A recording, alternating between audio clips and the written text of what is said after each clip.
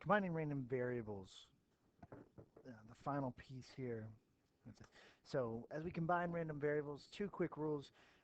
To combine the means, you're going to simply add or subtract the two expected values of the two distributions or multiple distributions.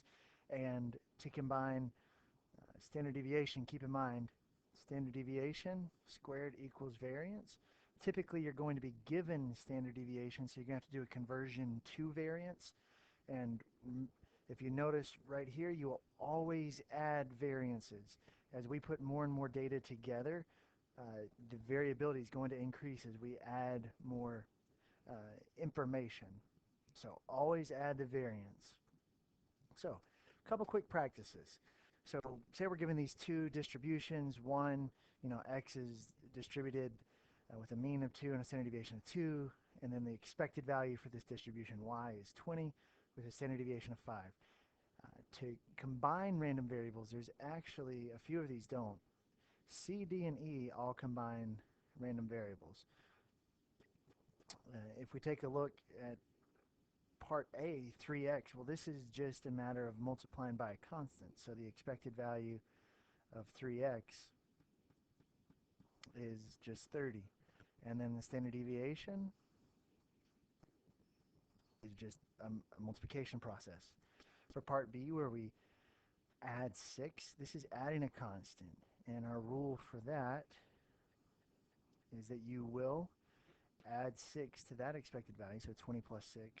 But remember that when we add a constant, it's going to shift the whole data set, and it's not going to get more spread out. So the standard deviation stays right at 5. That's just a quick review of what we've seen before. Part C, we're going to get into the first combination of random variables. We're combining two different distributions, distribution x and distribution y.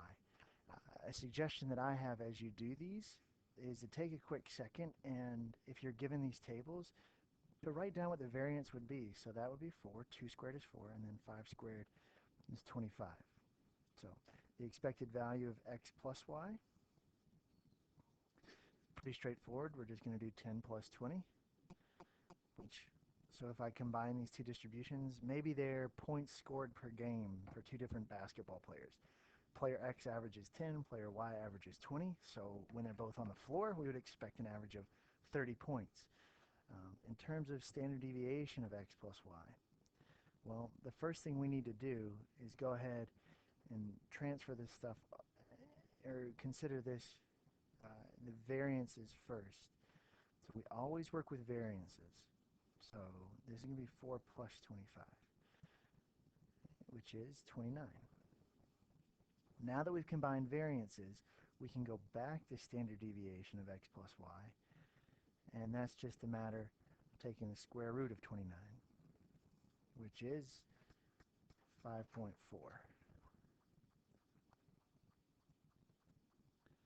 All right, we take a look at that fourth example, x minus y. So again, we're combining the random variables. And so from the previous page, excuse me, let me go ahead and put my variance back in here. It's kind of sloppy, I apologize. But since we're going to combine these random variables, we're going to need that variance anyway. So when we combine means, you literally just do what is there. So that's 10 minus 20, negative 10. So that's the expected difference. And then for standard deviation of x minus y, keep in mind we're going to go to variance of x minus y. But as we saw before, you always add these. So we need to make sure, for us, that's going to be 4 plus 25, which is 29. And now that we've got the combined variance, we can go back to standard deviation by taking the square root of 29, which we've already seen, is 5.4. When we add x1 plus x2, what you're really doing there is combining x twice. So 10 plus 10 which would be 20. And then for standard deviation of x1 plus x2, again, this isn't 2x. If we were looking for 2x, we would have mentioned 2x. Right now, it's essentially looking at x2 unique times. So we need to switch over to variance very quickly.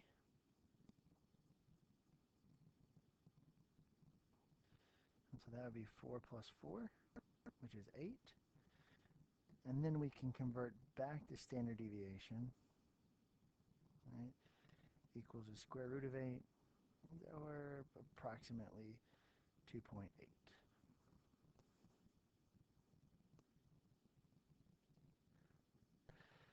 So an application of that previous x1 plus x2 could be this problem right here, where this Australian has weighed a bunch of pennies and found that the typical penny weighed 3.11 grams, and there is some natural variation.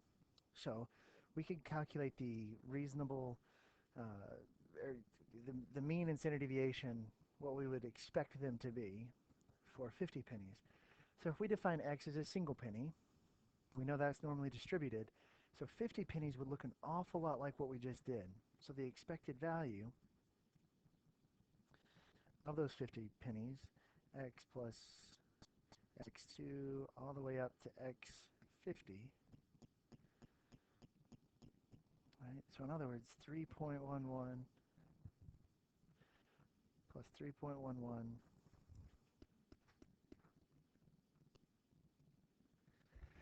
so we have all these 3.11s. In other words, we have, excuse me, there are going to be 50 of those. So we would expect the entire stack of pennies to weigh about 155.5 grams. Now to get the standard deviation of that, we don't just multiply through by 50 because we've got all of these individual pieces. So what we're going to have to do is change the variance. So in other words, 0.43 squared plus 0.43 squared over and over again. Well, what we're going to end up having is we're going to have 50 of these 0.43 squareds. And to get the standard deviation, don't forget, we currently have it as a variance right there, but to get standard deviation, remember, we're going to take the square root of that whole thing. And so when all is said and done right here, the square root of 50 times 0.3 squared is 3.04 grams. So there's your standard deviation for 50 pennies at a time. Another example, another way this could work for us, if we took this probability distribution for the profit on this insurance, well, maybe the company approaches you and says, we'd like to make a profit of $8,900. So essentially, you come up with two options. Either we're going to charge somebody 100 times their original price, or we're going to come up with 100 policies. Well, this first one, it's pretty straightforward. It's just a matter of we're going to take that original policy, multiply it by 100. So there's one way to come up with your $8,900. Now the standard deviation of this 100x will be pretty straightforward. Just multiply the original value by 100. We've got our new standard deviation. For 100 policies, however, right, this expected value would be x1 plus x2 all the way until we get to 100 policies. So as we go to the next page, what's the expected value? So we do this 100 times over. And the variation of that. So this would be 89 plus 89. And we'd end up with 100 $89 policies. So again, we've made our $8,900. And then for the variability, what you're going to do over and over again, that $260.54 squared over and over and over again, you're going to end up with 100 of those. There's 100 different policies. And so to do the square root of that, we're going to find the standard deviation. We take the square root of it. Just quick simplification. And so this one has a standard deviation of $2,605. One of the things to really start to consider here, if we go back and forth between the two, keep in mind uh, plan number one, we still had an expected value of $8,900. But remember that standard deviation was a lot higher.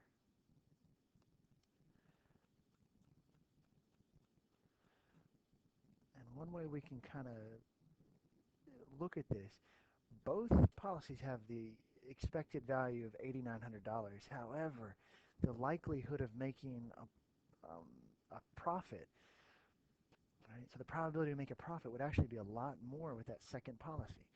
You see, with this smaller standard deviation, think about it. It'd take over 3 standard deviations away from the mean of 8,900, over 3 standard deviations before we get into negative profit margins. So the 100 policies is actually going to be a lot more in the company's interest because it's a lot less likely that they run into a negative profit. So another example here, SAT math scores are normally distributed. There's the average score 625 and a standard deviation, average SAT verbal 590 with a standard deviation of 100. And so what most people are interested in is the composite scores. So we'll jot this stuff down. So we'll call X the math scores and Y the verbal scores. Both are normally distributed. What we're curious in and what most people report, most people don't report the verbal scores and the math scores. They just do a combined score. So when we're asked what's this distribution, really what we're being asked to do is give the mean, give the standard deviation. So here's our original data, and what we're going to end up looking for is the expected value of x plus y and the standard deviation of x plus y. Since we're going to combine random variables, always a good idea to go ahead and get the variability or the variation, the variance if you will, of these two, and then the variance of y.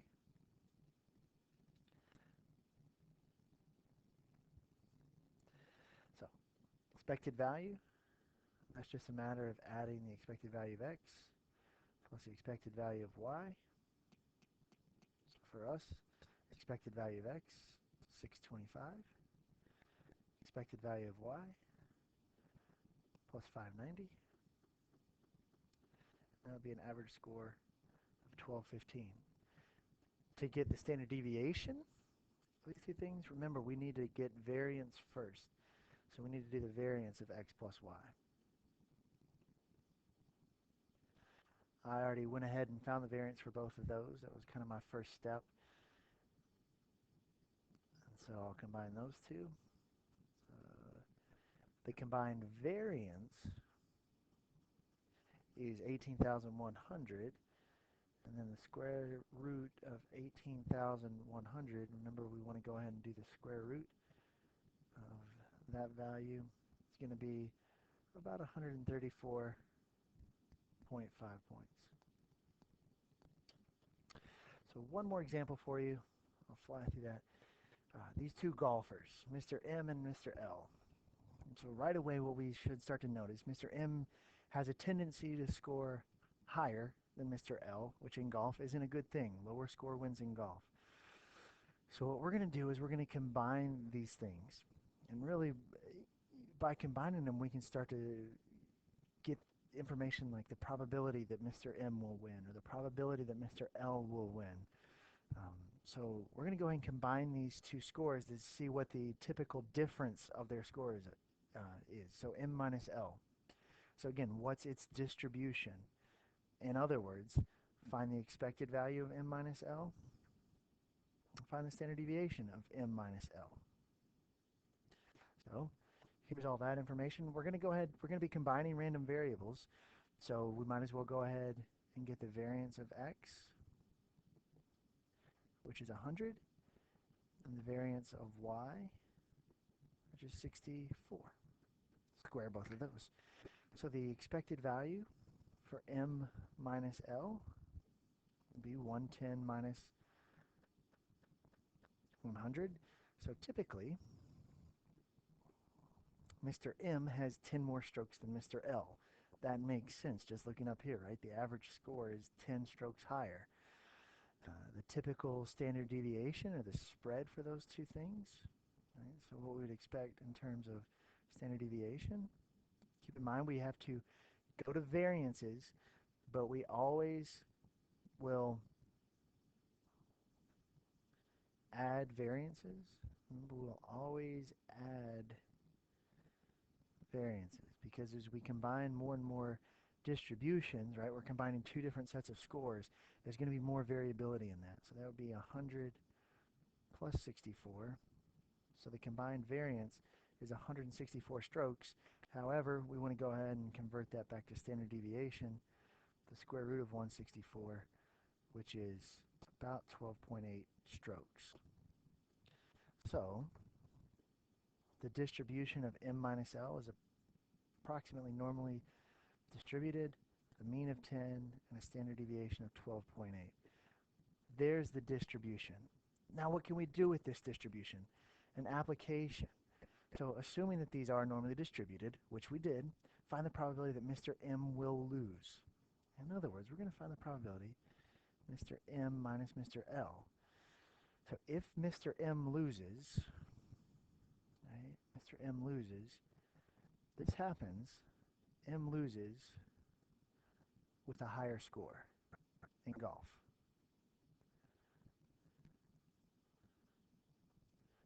So if M has a higher score, then the value of M minus L would have to be positive. And considering that we're a normal distribution, centered at 10 with 12.8, this goes right back to some of the early stuff we were doing in the course, and we can go ahead and just use a normal distribution to find this probability. So this curve would be centered at 10, and I'll go one standard deviation out both ways just to kind of get the ball rolling. And 0, our critical value of interest, right? Here's 0. And then we're interested in everything above 0. So here's the probability that we're looking for right there. In order to do that, let's go ahead and get a quick z-score. So my critical value of 0, subtract the mean, divide by the standard deviation.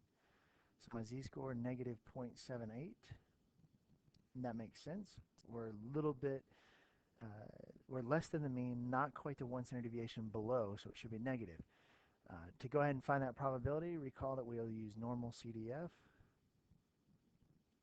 My lower bound here is 0. That's the critical value. I'm going to go up to infinity with a mean of 10, standard deviation of 12.8. And when all is said and done, we will see that the probability that this score m minus l is greater than 0 is 0.78. Coincidence that it's the same number, so we can see on 78% of days, or times they play, I guess, Mr. M loses.